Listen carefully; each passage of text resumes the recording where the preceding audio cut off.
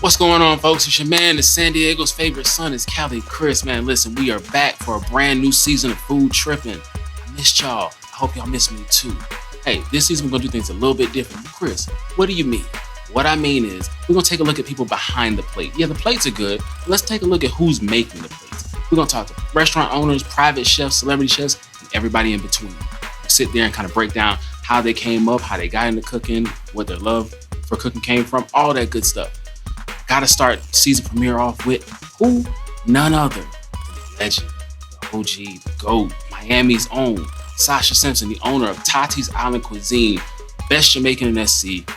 No question, no comments, no concerns. You can argue with whoever else you want to argue with, but it ain't gonna be me. Sasha, thank you for having me. How art thou? I'm good. Glad to hear it. Well, since we're here, let's talk about how did the name Tati's come about? So Tati comes from my middle name, Tatiana. Okay. So when we started trying to find a name, my grandma was like, well, Tati, call it Tati. The wisdom of the elders. Save you every time. So that was it, Tati's Island Cuisine. Speaking of grandmother, let's go back to your family life a little bit. Like, what was it like growing up for you? Like, what were you into? What was growing up in Miami like? What was the family like in general? So we're very family oriented. I grew up with my grandma until my teenage years, and I moved with my mom. I came up here to South Carolina when I was 25, met my boyfriend, and then the rest is actually history from there. History from there? Yeah. What did you want to be as a child? Or did you always want to cook? I love cooking, but as a profession, no. I would never think that I would be a chef. I was more into the nurse industry. I wanted to be a nurse or a pediatrician, either or. That was just more of what I like to do. I like kids and I like people. You are a people person. I can Yeah. definitely see that bedside manner there. Mhm. Okay, well, since we're talking about that, let's get to how this all came about. How did you get into cooking to begin with? How do we go from nursing to cooking? So during the pandemic, I was basically bored. I said, I'm gonna try selling some plates. Everyone keeps saying, Sasha, you make some good food. I said, I'm gonna sell some plates. I posted it on Snapchat. The first time I did it, I got like 75 orders. 75 out the gate? Out the house. That's the OG right there. Speaking of out the house, I've been there since out the house. Shout out my man SK. SK put me on. He said, bro, you gotta try it. I said, what you mean? He said, just trust me. I had the fried lobster and salmon rasta pasta. First bite, I was like, oh no, I'm a forever customer here. There's no question about it. And ever since then, she been rocking. But talk about selling the plates out the house. What was that like? It was cool. You don't have no overhead out the house. This is true. But then the hype just kept. I couldn't keep up. I'm telling you, parking Yeah. lots used to be packed like the club. She'd give you the location and the meetup time. I would get there, and it would just be people everywhere in their cars. I'm like, where all these people come from? She pulled up because everybody recognized her car. As soon as she pulled up, everybody hops out and want to get in line first. Listen, I'm telling you, you wanted it that bad. It was that crazy. Other chefs in Colombia were here too. That's a sign of good food too. Yeah. Other chefs were supporting and showing up to get plates too. So that's a big deal right there. Okay, so the pandemic helps you get to that point of cooking right there. And that's a lesson learned for y'all with these PPP scams. You could just put in the work and you can be successful too. You ain't got to go through all that scamming the people. Feed the people. That's all we need from y'all. But we go from the plates out the house and selling out, trying like Master P. Then we move into the food truck. How do we get to that? So, like I said, I couldn't keep up. Kitchen stove ain't gonna do all that food. Nah, it's a lot. That's a lot of food, a lot of sides, a lot of meats. It just wasn't doing it. A friend of mine, Mills, asked me to do their kitchen at District. Shout out to Mill, shout out to District. Yeah, so I was at the District. We did ladies' night on Fridays, which went crazy. Y'all. Yeah. Wow. T-shirts, buttons, people, any stickers, anything. They were clamoring for it. That's all I saw on my timeline. We went crazy with the promo, and I think that's what really put us out there. Because at first, I wasn't into social media like that. So if you didn't know me kind of personally, to have my Snapchat to place an order at that time, you didn't know when I was making plates. So when he reached out to me for the district, I think the district is what kind of put Tati's Island like Absolutely. out there for, you know, other people to see. We had the 3 P's. Yeah. Good people, good promotion, good product. Mhm. Those 3 come together, magic. You can Yeah. never beat it. Okay, so you had the food truck, which was going crazy, by the way. Mhm. Food truck sold out every single time. Yeah. Lines be wrapped around the block. I was in them Sam's Club parking lots. I was ready for my plate. The jerk lamb chops, I'm telling you. Yeah. Try it. Jerk lamb chops. Lamb. But yeah, so like going from the food truck and then transitioning and making the announcement that you're going to get a brick and mortar. Yeah. How do we get to that point? Same thing. I couldn't keep up with the people. They just keep literally they push me up the ladder. It's like I don't have no choice but to just keep going up. So the food truck you have to have a commissary. Yeah. Wasn't able to hold the food, wasn't able to cook the quantity of food. I wasn't able to mass produce like I needed to with the food truck. We were selling out like in an hour. Yes, I remember. Hour and a half, 2 hours tops. Everything was gone. So it was like, okay, I'm gonna get a brick and mortar to actually make the food for the food truck. Okay. But between time, we end up getting in the newspaper. We end up blowing up even more. The billboards, the interviews. It happened so fast.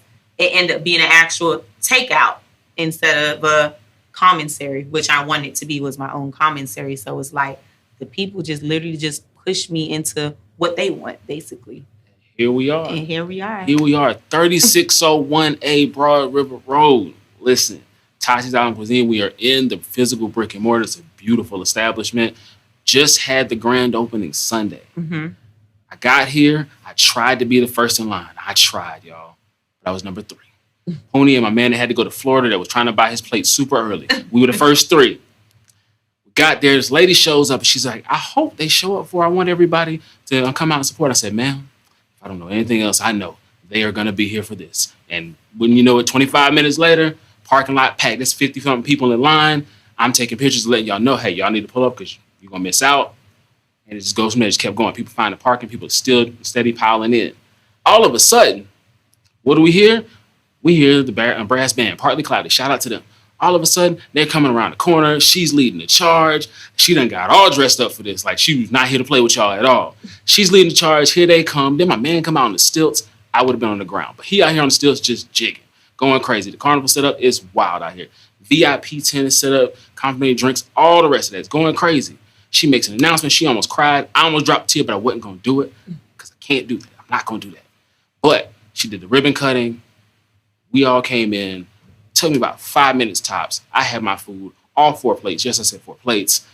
And as soon as I walked out, the line had more than doubled. It's people I know from my church, people I know from work, all kinds of stuff. Everybody's in line. So, yo, what's it like? I'm like, what do you expect? It's exactly what you expect. It's fire.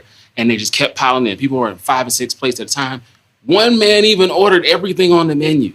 That's how good the food is. People were driving from everywhere to get here. What was that like for you to see the community come out and support you in that way on your grand opening? I don't know. I'm still on the high from the food truck to even take in all that happened at the grand opening. I didn't expect it to be so big, especially coming from just having my son, which is he's only like 2.5 months. So I didn't think I would be able to keep all my supporters and customers for a whole 9 months, but we were able to do it. We wasn't going nowhere, but right here, we was ready. We was waiting. We followed you through the pregnancy. We was hyped for you. Yeah. And then it happened. Everybody was happy. And then boom. Not long after you had, I saw the post. All right, back to work. I'm like, all right, cool, it's coming. Ain't waste no time. She waste no time. But speaking of your son, talk to me about family and motherhood. What's that like for you? So family is the most important thing to me. Absolutely. My kids mean everything to me. The way we grew up, we're very family oriented. Mm-hmm. So that was how I came up with my hours for the business, which is only 3 days a week, Thursday through Saturday, because I had to find that balance still between mommy life and business owner. Absolutely. Yeah, so it's hard, but you guys make it easy for me. I have very, very good supporters and you guys are very understanding. Like, I don't have any complaints or anything. So, I mean, we doing it. Speaking of those hours, She said Thursday through Saturday. What are the actual hours for the people at home to keep popping up? Shout out to y'all, but focus on these hours. Thursday, 12 to 7. Friday and Saturday, 12 to 8. She made it convenient for y'all. 12 to 7 Thursday, 12 to 8 Friday and Saturday. Get you some good roster pasta on a Friday night. End your week well.